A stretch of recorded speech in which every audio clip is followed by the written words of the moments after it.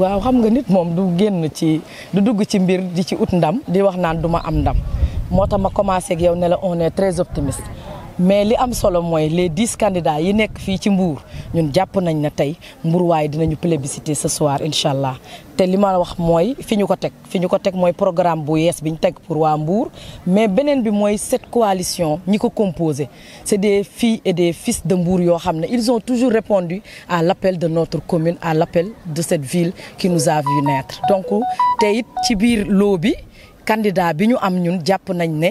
Mbourwaay moom la ñu soxla te bu ñu ko amee avec l'équipe qui va l'accompagner Mbour dana jëm ca kanam ñun nag encore une fois nous sommes très très très optimistes par rapport à notre victoire de ce soir incha allahu rabbi